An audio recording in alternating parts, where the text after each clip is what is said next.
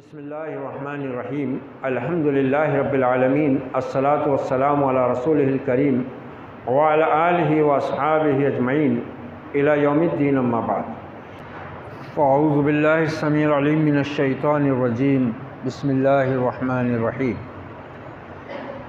انا انزلناہ فی لیلۃ القدر وما ادراک ما لیلۃ القدر لیلۃ القدر خیر من الف الشہر تنزل الملائکۃ والروح فیہا بإذن ربہم من کل امر سلام ہی حتی مطلع الفجر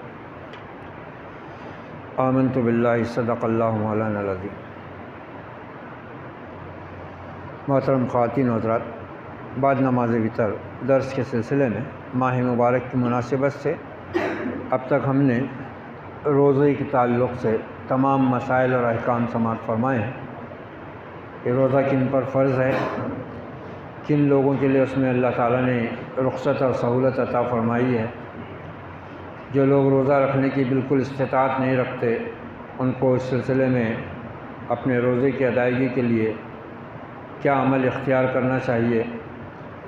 پھر روزے کے آداب و مستحبات ہمارے سامنے آئے، پھر روزے کے مکروہات، پھر روزے کی مبطلات، یہ سب ہمارے سامنے اب تک آ چکا ہے۔ اور اب آج جو سلسلہ شروع ہو رہا ہے یہ اس درس کا بھی نچوڑ اور اس ماہ مبارک کا بھی نچوڑ والا معاملہ ہے۔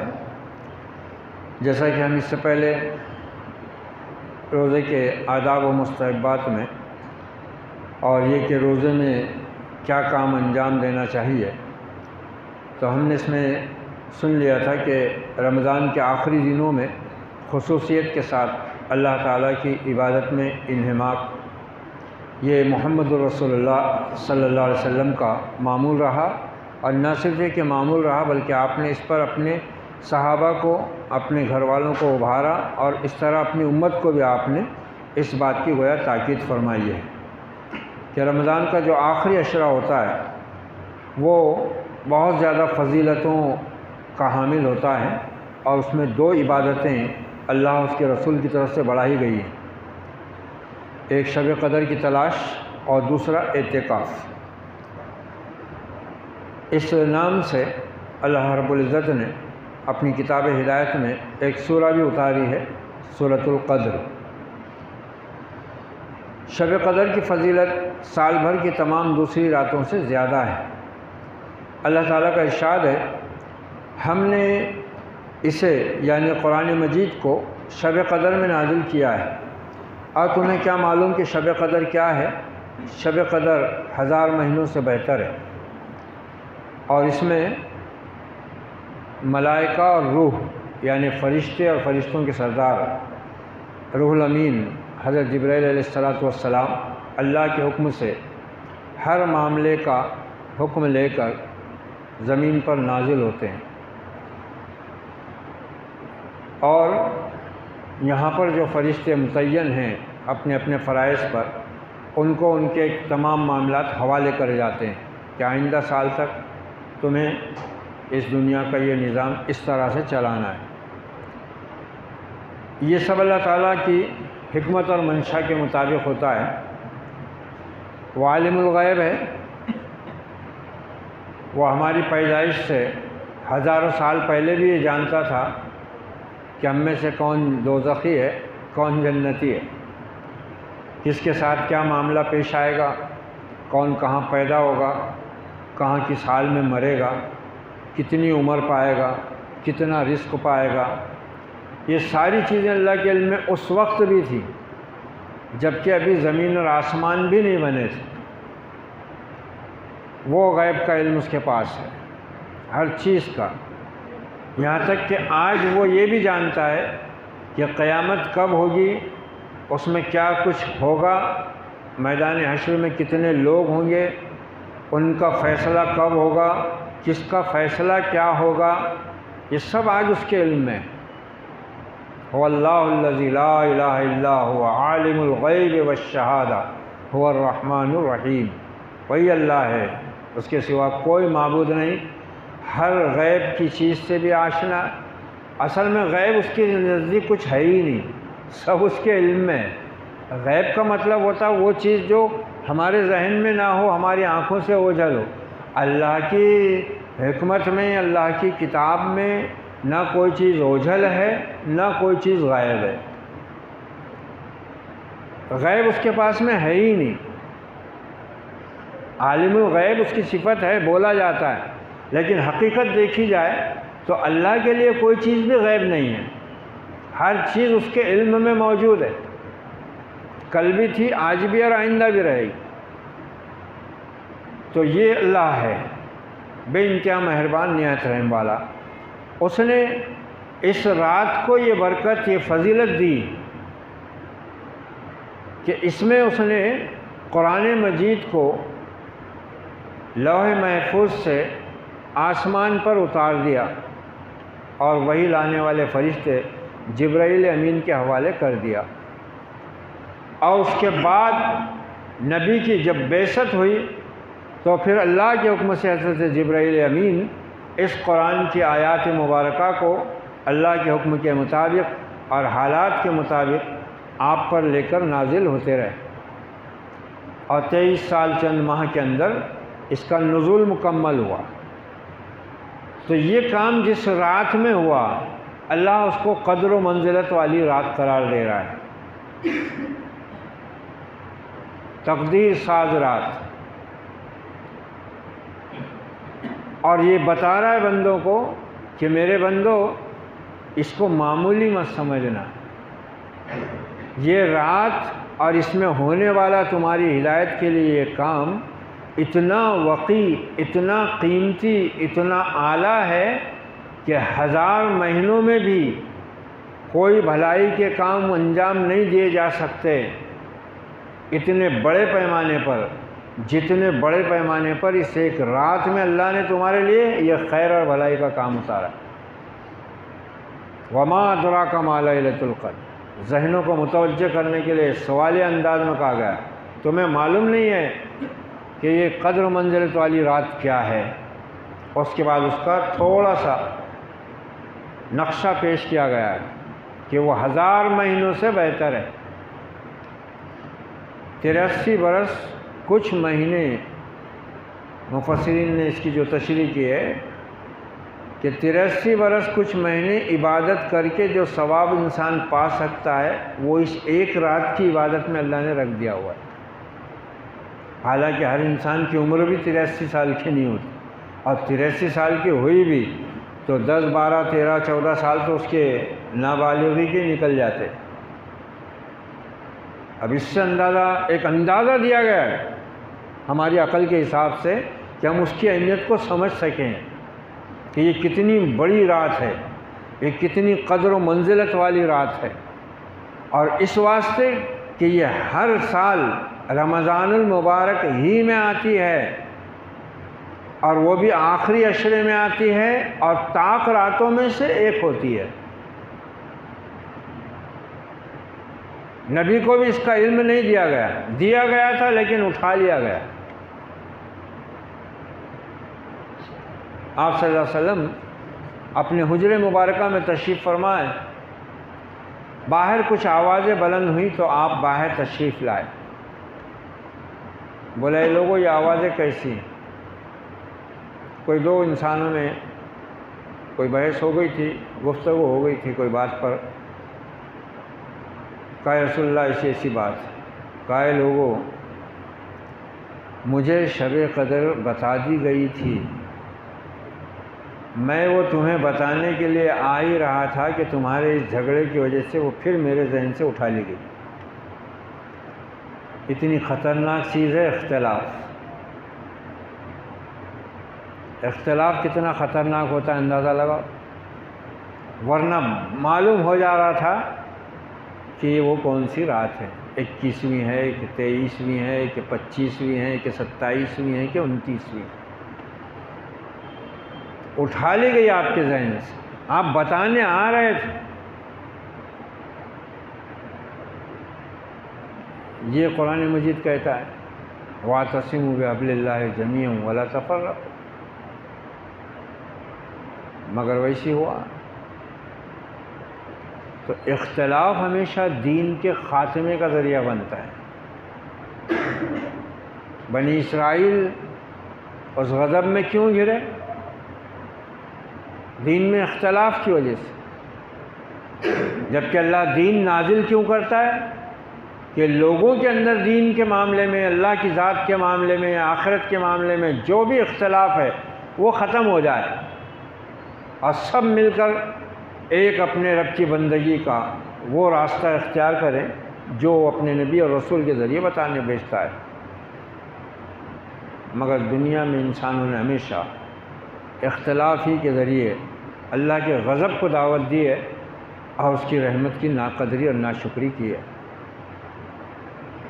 اللہ نے اپنے آخری نبی پر جو مکمل دین اتارا، جو آخری کتاب ہدایت اتاری، اس میں امت کو ایسی بہترین ہدایتیں اور نصیحتیں کر دی گئیں، اور ان کو آخرت کی کامیابی کے لیے ایسا راستہ بتا دیا گیا۔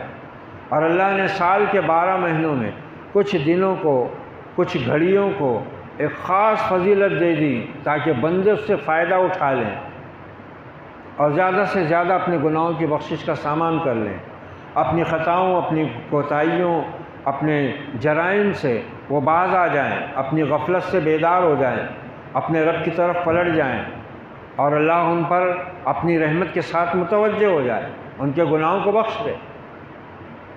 اللہ یہ چاہتا ہے،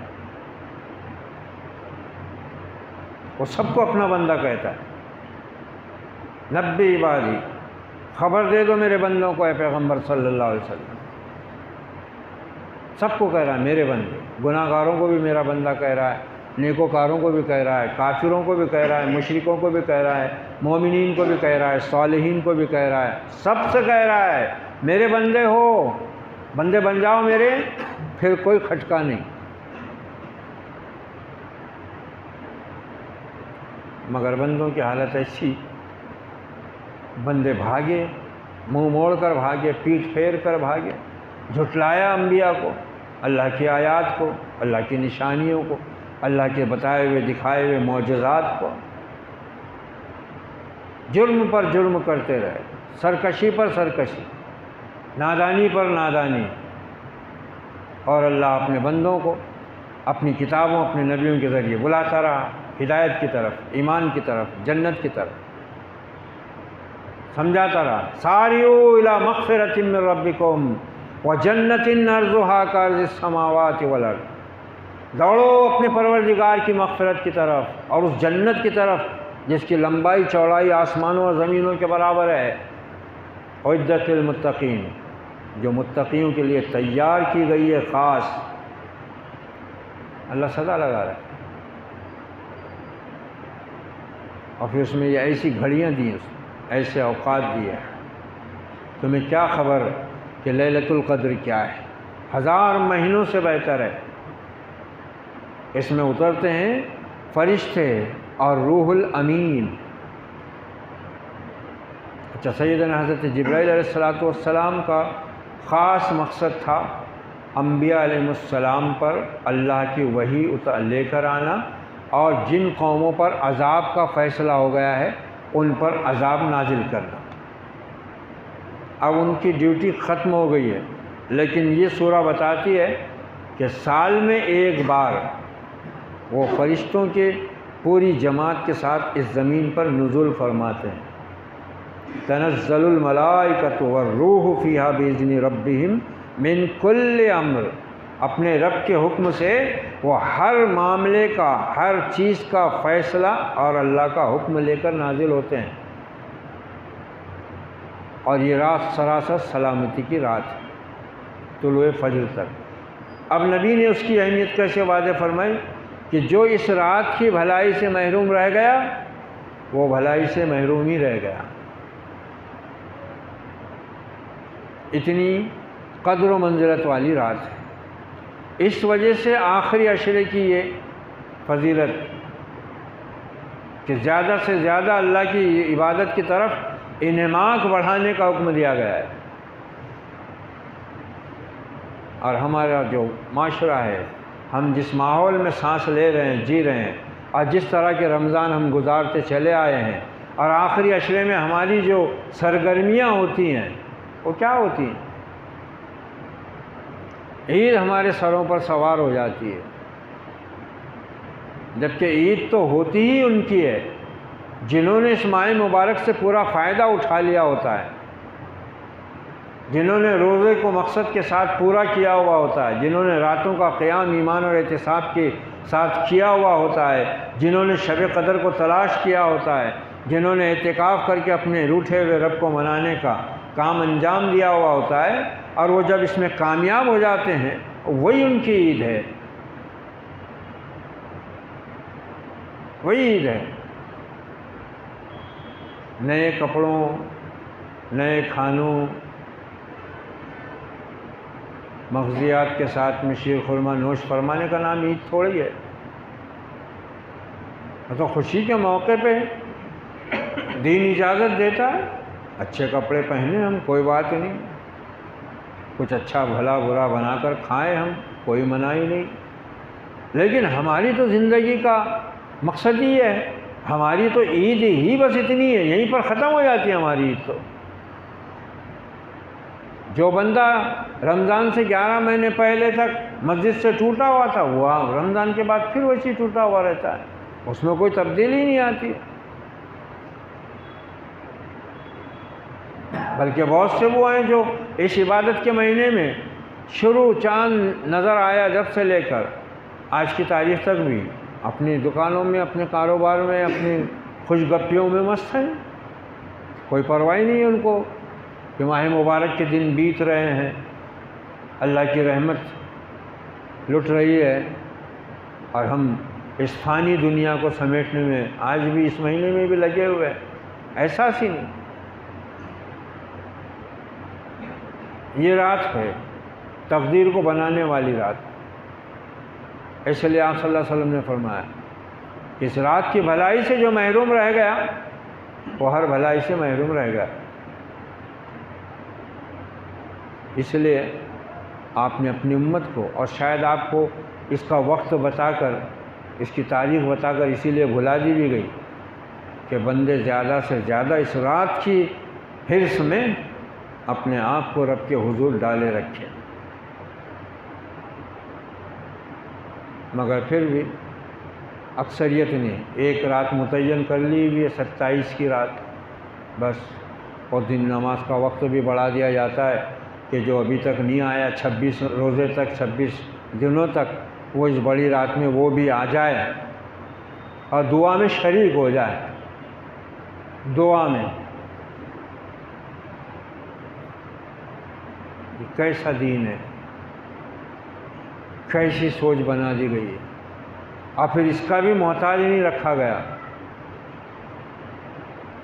چند احادیث کی بنیاد پر اس رات کو اس سے پہلے والے مہینے کی شب برات کو درجہ دے دیا گیا ہے کہ آج کے دن، آج کی رات میں تقدیروں کے فیصلے ہوتے ہیں۔ قرآن کہہ رہا ہے کہ وہ قدر کی رات ہے، لیلۃ القدر ہے۔ قرآن کہہ رہا ہے کہ یہ لیلۃ القدر ہوتی ہی رمضان میں ہے، کیونکہ سورہ قدر بھی یہ بول رہی ہے کہ ہم نے اس قرآن کو لیلۃ القدر میں نازل کیا، اور پھر وہ قرآن یہی بول رہا ہے کہ شہر رمضان الذی انزل فیہ القرآن، کہ رمضان ہی وہ مہینہ ہے جس میں قرآن نازل کیا گیا۔ پھر شب برات کہاں سے آ گئی؟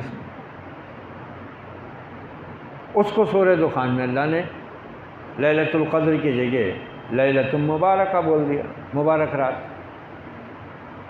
اور وہاں بھی پھر یہی بات کو دوسرے انداز میں بیان کیا گیا، فیہا یفرق کل امر حکیم۔ یہاں پر کہا گیا کہ من کل امر، بات ایک ہی ہے،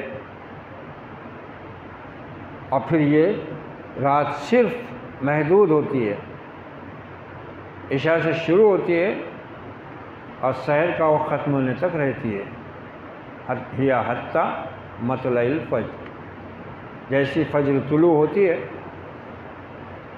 اس رات کی برکت اور خیر کو اللہ رب العزت سمیٹ لیتا ہے۔ تو ہم کوشش کریں کہ اس آخری عشرے کو زیادہ سے زیادہ اللہ تعالیٰ کی بندگی میں، ذکروں میں، فکر میں، تلاوت قرآن میں، قرآن کی آیات میں غور و فکر کرنے میں، احادیث مبارکہ پڑھنے میں، سیرت مبارکہ کو پڑھنے میں، اپنے گناہوں کی بار بار بخشش چاہنے میں، اپنے نبی پر بار بار درود شریف پڑھنے میں، زیادہ سے زیادہ صدقہ و خیرات کر کے اپنے رب کے غصے کو ٹھنڈا کرنے میں ہم آگے بڑھیں۔ عید کی تیاریاں پہلے ہی کر لینی چاہیے اگر ہے اتنا ہی شوق، مگر ہوتا کیا ہے، آخر وقت چنتے ہیں۔ اور یہ صورتحال ہوتی ہے کہ کپڑے سینے والے عید کی صبح تک کپڑے سیتے رہتے ہیں اور سلانے والے لائن میں کھڑے ہوتے ہیں۔ دکاندار اپنی دکانیں بھر کر سڑک پر آ جاتے ہیں اور خریدار نمازوں وغیرہ سے بے فکر ہو کر اللہ کے ذکر سے، اللہ کی کتاب سے، نبی کے فرمان سے، نبی پر درود شریف بھیجنے سے، اس مہینے کی برکتوں سے غفلت میں مبتلا ہو کر کھانے پینے اور خریداری میں مشغول ہو جاتے ہیں۔ اور شریعت یہ بول رہی ہے، رب یہ بتا رہا ہے، محمد الرسول اللہ صلی اللہ علیہ وسلم یہ بتا رہے ہیں، ام المومنین عائشہ صدیقہ کی وہ روایت جو روزے کے، رمضان کے آداب وغیرہ میں آ گئی ہے کہ آپ صلی اللہ علیہ وسلم سے ام المومنین عائشہ صدیقہ بیان کیا فرما رہی ہیں کہ جب آخری عشرہ داخل ہوتا، جب رمضان کے آخری 10 دن شروع ہوتے تو نبی صلی اللہ علیہ وسلم خود بھی راتوں کو جاگتے 10 دن۔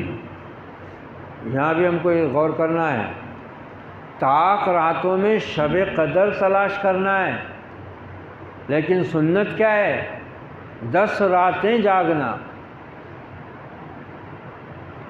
5 طاق راتوں میں شب قدر کی تلاش کا حکم ہے، تحروا لیلۃ القدر، لیلۃ القدر کو تلاش کرو طاق راتوں میں۔ لیکن سنت کیا ہے، عمل کیا ہے آپ صلی اللہ علیہ وسلم کا، ام المومنین کیا فرما رہی ہیں، آخری 10 دنوں میں راتوں کو آپ جاگتے، اپنے گھر والوں کو جگاتے،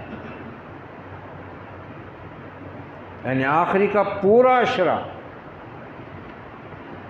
خالی طاق راتیں میں نہیں، پورا عشرہ۔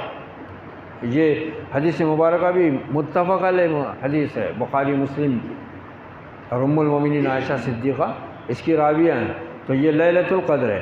حضرت ابو ہریرہ رضی اللہ عنہ سے روایت ہے کہ نبی صلی اللہ علیہ وسلم نے فرمایا، جس شخص نے ایمان کے ساتھ اور ثواب کی نیت سے شب قدر کا قیام کیا، اس کے تمام پچھلے گناہ معاف کر دیے گئے۔ بخاری، مسلم، ابو داؤد، احمد، نسائی، ابن ماجہ رحمہم اللہ علیہم اجمعین۔ حضرت عائشہ سے روایت ہے، میں نے نبی صلی اللہ علیہ وسلم سے عرض کیا، اے اللہ کے نبی صلی اللہ علیہ وسلم، اگر میں شب قدر پالوں تو کیا دعا کروں؟ دیکھو صحابہ صحابیات نبی سے کیسے سوال پوچھا کرتے، کتنا اہم سوال کیا ام المومنین نے، ان کے ذہن آشنا تھے نا ان چیزوں کی قدر و منزلت سے، فضیلت سے، اسی حساب سے ان کے سوالات بھی ہوتے تھے، جس سے ان کے دین میں، ایمان میں، اعمال میں اور وزن اور نکھار اور قدر و منزلت پیدا ہوتی تھی۔ ام المومنین کا سوال کیسا ہے، کیا پوچھ رہی ہیں، اے اللہ کے نبی، اگر میں یہ سمجھوں، مجھ کو ایسا محسوس ہو کہ آج شاید شب قدر ہے، تو میں خاص دعا کیا مانگوں اس قدر و منزلت والی رات میں؟ اور سوال کے حساب سے جواب بھی کتنا زبردست ہے، دعا بھی کتنی عظیم سکھائی آپ صلی اللہ علیہ وسلم نے۔ آپ نے فرمایا، عائشہ یوں کہو، اللہم انکا عفو تحب العفو فاعف عنی۔ اچھا، ایک روایت میں کہ آپ نے فرمایا، اللہ کو بندے کی یہ دعا سب سے زیادہ پسند ہے جس میں وہ اپنے رب سے عافیت طلب کرتا ہے، وہ دعا اللہ کو بہت پسند ہے۔ اور یہاں آپ نے دیکھو وہی دعا سکھائی ہے، اللہم انکا عفو، اے اللہ تو معاف کرنے والا ہے، بخشنے والا ہے، عفو،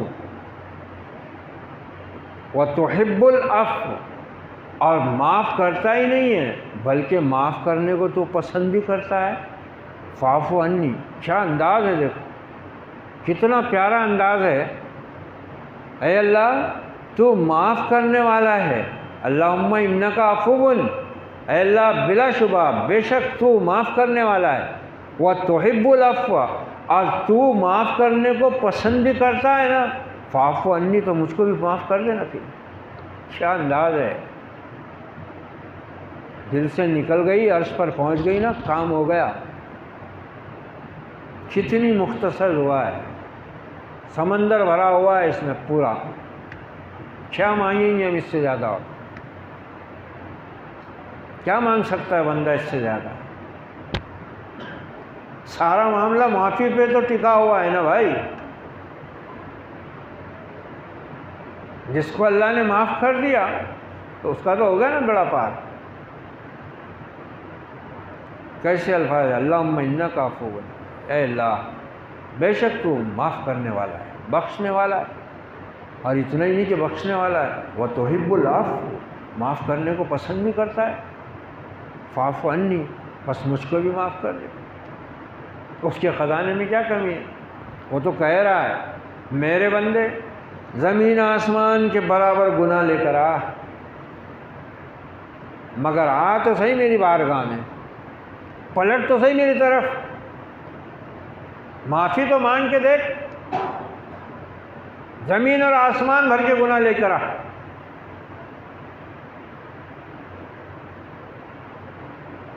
واستغفر اللہ ان اللہ غفور رحیم، مغفرت چاہو اللہ سے، بے شک اللہ ہی ہے بخشنے والا نہایت مہربان۔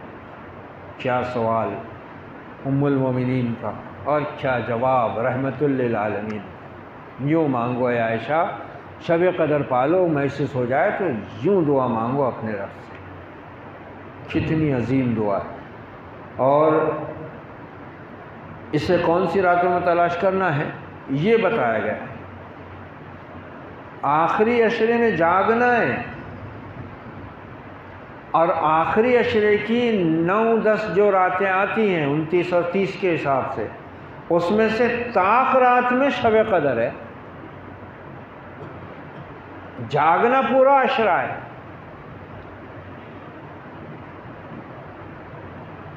یہ اللہ کا ہم پر بے انتہا کرم، بے انتہا اس جواد، فیاض اور فضل عظیم کے مالک کا ہم پر بے انتہا فضل، بے انتہا کرم، ایسی بابرکت رات ہمیں بھی عطا کی۔ ہم سے پہلے کسی کو نہیں ملی یہ رات، امت محمدیہ کو عطا کی گئی۔ ہم سے پہلے کسی امت کو یہ فضل نہیں ملا۔ یہود و نصارہ کہاں، ہم سے حسد کیا ہے؟ بہت معاملے میں اللہ نے ہم کو ان پر فضیلت دے دی نا، حالانکہ ایک وقت وہ تھا جب دنیا کی ساری قوموں پر اللہ نے ان کو فضیلت دی ہوئی۔ یا بنی اسرائیل اذکروا نعمتی التی انعمت علیکم وفضلتکم علی العالمین۔ اسرائیل کی اولاد، اسرائیل کے بیٹوں، یاد کرو میرے احسان کو کہ لمبی مدت تک اس دنیا میں تم کو تمام قوموں میں افضل اور برتر رکھ کر فضیلت دیتا۔ اب اللہ نے ان سے چھین کر یہ شرف اس امت کو عطا کیا، اور ان سے جس وجہ سے چھینا وہ وجہ ہم کو بتا دی گئی، اور یہ بھی کہہ دیا گیا کہ اگر یہی راستہ تم بھی اختیار کرو گے تو تمہارا بھی کوئی پیدائشی حق نہیں ہے، بس رب کا فضل ہے کہ تم کو یہ فضیلت دی گئی ہے۔ اس کے اپنے آپ کو جب تک اہل ثابت نہیں کرو گے، اس فضل سے تم بھی فیض یاب نہیں ہو سکو گے۔ اور پھر اس کے لیے پورا انتظام کر دیا گیا تاکہ ہم اللہ کے عظیم احسان پر اس کی کبریائی اور بڑائی کا اعلان قولاً اور عملاً بھی کریں، اور اس کے نعمتوں اور اس کے احسانات کی شکر گزاری کا راستہ اختیار کریں۔ تو یہ قدر و منزلت والی رات تقدیر بناتی ہے یہ رات، جس کی قسمت میں سال بھر میں جو ہونا ہے وہ لکھ دیا جاتا ہے، زمین کے نظام چلانے والے فرشتوں کے حوالے کر دیا جاتا ہے۔ اب اللہ اپنے بندے سے مانگ لے۔ ہاں البتہ یہ ضرور ہے، جیسا کہ اس نے اعلان کیا ہوا ہے کہ تمہاری آزمائش تو ہوگی ہر طرح سے۔ یہ نہیں ہوگا کہ کسی نے شب قدر میں دعا مانگ لی کہ بس سال بھر کوئی پریشانی کوئی مصیبت نہ آئے تو نہیں آئے گی، ایسا نہیں ہے،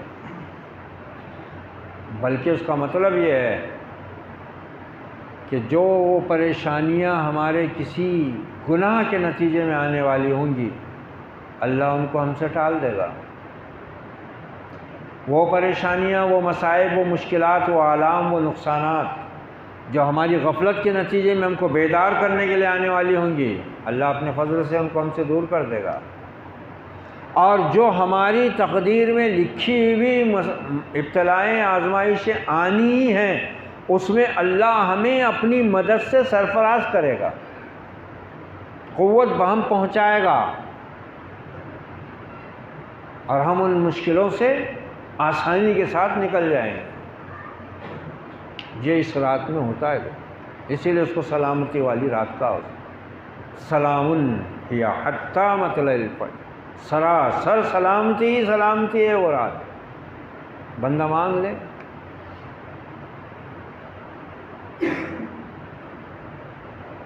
اور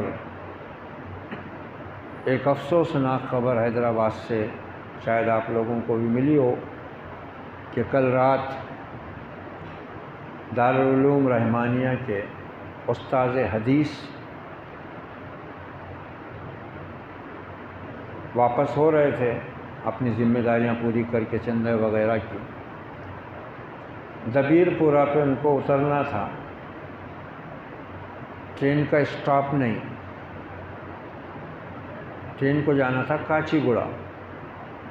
دبیر پورہ اسٹیشن پر ٹرین کی رفتار تھوڑی کم ہوئی، وہ یہ سوچ کر کہ میں مکان چلے جاتا ہوں، رات کے 3 بج رہے ہیں، مکان چلے جاتا ہوں، اتر کر سحر کر لیتا ہوں اور پھر صبح دارالعلوم پہنچ جاؤں گا۔ اسی اس میں اترنے لگے،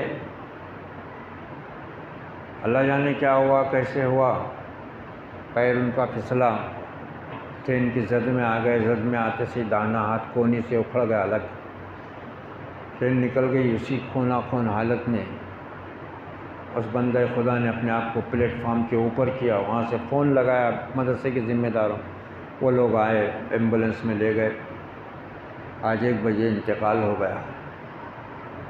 یہ ہے اس امت کے پاس حدیثوں، قرآن کے، دین کے استاذوں کا مرتبہ، چھندے کر رہے ہیں۔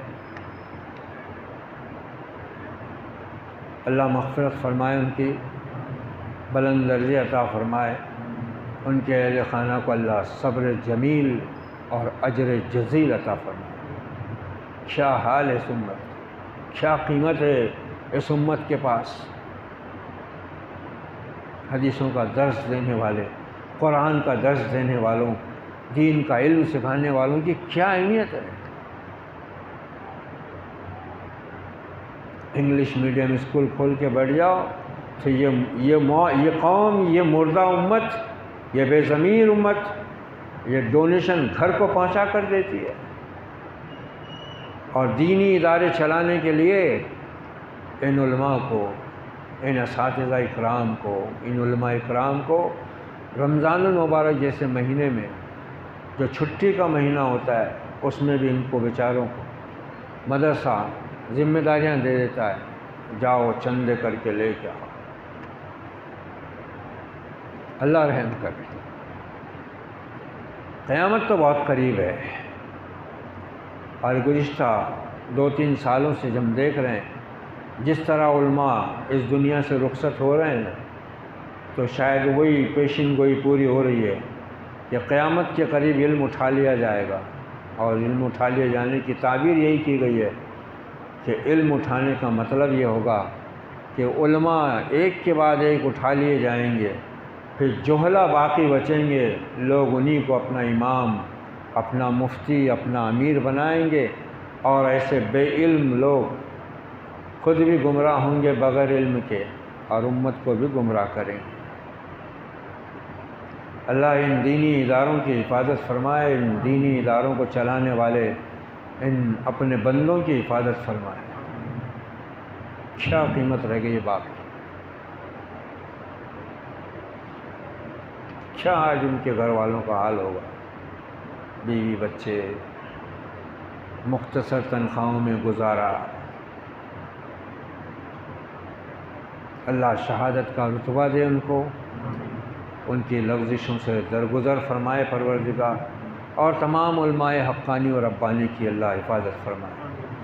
تو یہ رات ابھی ہماری زندگی میں آنے والی ہے، آخری عشرہ ابھی شروع ہونے میں اور تقریباً 6-7 دن کا وقفہ باقی ہے۔ اللہ اس وقت تک ہمیں زندگی کی مہلت بھی دے، اور اس آخری عشرے کی قدر و منزلت کو سمجھ کر اس سے بھرپور استفادہ کرنے کی ہمیں صلاحیت، جرأت، ہمت اور توفیق ارزانی نصیب فرمائے۔ ربنا تقبل منا انک انت السمیع العلیم وتب علینا انک انت التواب الرحیم، وصلی اللہ علی النبی وعلی آلہ واصحابہ اجمعین۔ سبحان ربک رب العزۃ عما یصفون، السلام علی المرسلین والحمد للہ۔